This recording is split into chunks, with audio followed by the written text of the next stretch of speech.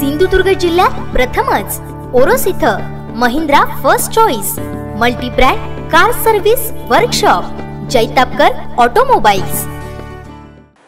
गाव रडते पाण्यासाठी तर शिवसेना धावते मतांसाठी अशी परिस्थिती आहे रत्नागिरी जिल्ह्यातल्या वायंगणी रंबाळेवाडीची। शिवसेनेला एक हाती सत्ता देऊनही गेली 25 वर्षे शिवसेनेने या गावकऱ्यांच्या तोंडचं जणू पाणीच पळवलंय। हवेत कोकणचा सत्ता संघर्ष। जैतापकर बिल्डर्स अँड डेव्हलपर्स 20 वर्षांपासून गृहस्वप्न साकार करणारं एक नातं विश्वासाचं।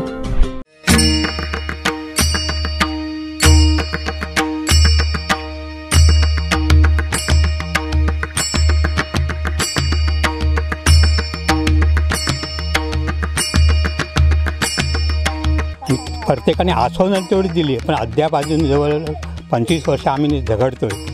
कसलीच कशी सुविधा आपल्याला दिली नाही कुठल्याही पक्षांनी।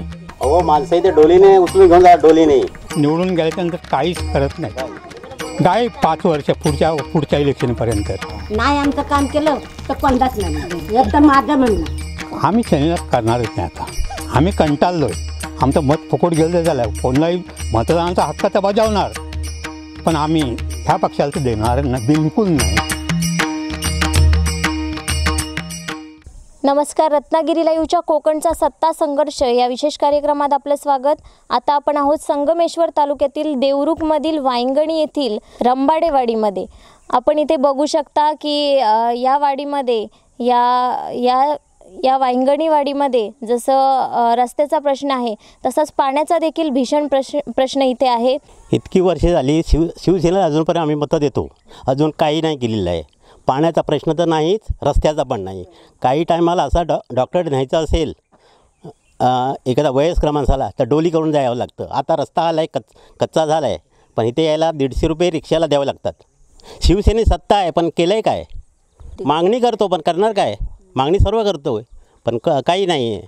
इथे जवळजवळ 70-80 घरांची वस्ती आहे पण त्याच्यात सर्व भाग पडलेत आणि परत काही शिवसेनेकडे गेलेले आहेत, कोण राष्ट्रवादीकडे जात आहे।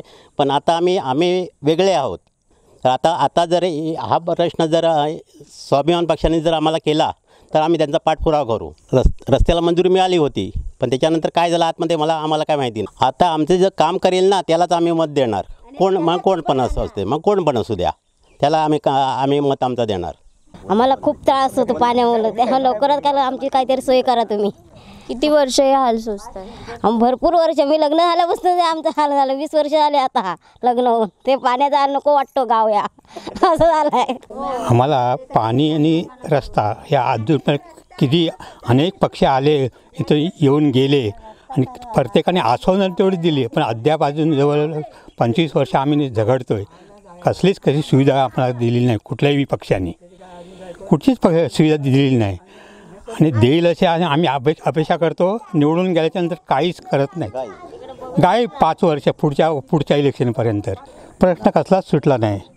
आणखीन हे आपले सदानंद चव्हाण येऊन गेले, त्यांनी पण हे सगळं आश्वासनं दिली मोठी पण अद्याप काय केलेलं दिसतंय नाहीच दिसत आहे। मी लहानपणामध्ये जवळ 18 वर्षाचा असताना वोटिंग करतो आहे। 75 वर्षाचा मी आहे, शिवसेनेलाच देतोय। काय केलं आहे? नुसतं नावापुरतं, नुसतं नाव मोठं आणि लक्षण खोटं हेच चाललं आहे। आम्ही सेनेला करणारच नाही। आता आम्ही कंटाळलोय। आमचं मत फुकट गेलं झालं। कोणालाही मतदानाचा हक्क तर बजावणार पण आम्ही ह्या पक्षाला तर देणार नाही, बिलकुल नाही। 2 वर्षापूर्वी नळ पाण्याची योजना बंद केलेली आहे, त्याच्यानंतर तुम्ही अशी काही मागणी केली होती का पाण्यासाठी? अगं बाय, तेव्हा ना आम्ही एवढे बसत तिकडे आम्ही काही जात नाही ना। आम्ही कोण असं या म्हणू असं बोलत नाही। मग आम्ही कशाला जातं? पुरुष मंडळी जात होते, ते आपलं ऐकून येत होते। आता काय तिकडून बोलले हे आम्हाला काय माहिती। आता आम्हाला सगळ्यावर उघड्यावर पाडलं म्हणून आम्हाला कलकल लागलं। आता तुम्हाला जे पाणी लागतंय ते तुम्ही जवळपास किती अंतरावरून पाणी आणता? आम्ही तरी 2 किलोमीटर आणतो पाणी। अशी किती घरं आहेत इथे या वस्तीमध्ये? हे आता आमचे 12 घरात तेवढेच आले आणि 13 घरा आणि ही 2 नाही आणत, त्यांना चालू आहे तिकडनं नदीचं पाणी। तुमच्या इथे रस्त्याची पण दुरुस्ती झालेली नाही, रस्ता झालेला नाही आहे? काहीच नाही केलेलं आहे। पहिला झाला, या आले आमदार करून गेले रस्ते, पर कुठे केलेत? काही नाही केलं आहे। ह्या रस्ता ह्या म्हाताऱ्याने ना खोदला नाही.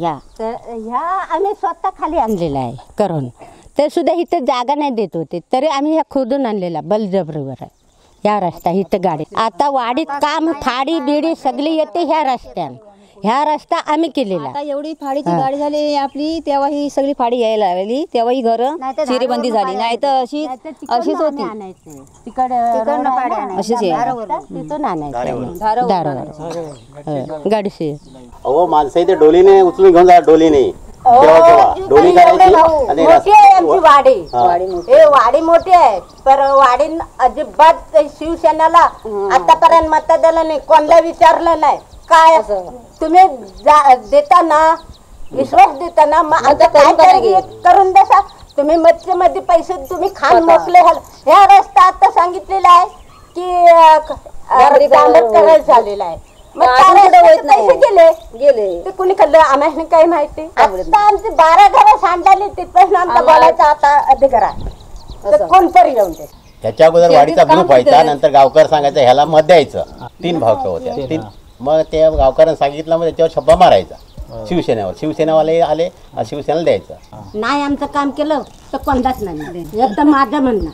स्वातंत्र्याची 70 उलटली तरी मात्र या गावातील या रस्त्याचा प्रश्न असेल किंवा पाण्याचा प्रश्न असेल सोडवला गेला नाहीये. हा वनवास नक्की संपेल तरी कधी असा प्रश्न या निमित्ताने उपस्थित झालाय. कॅमेरामन तांबेंसह पायल राऊत, रत्नागिरी लाईव्ह, संगमेश्वर.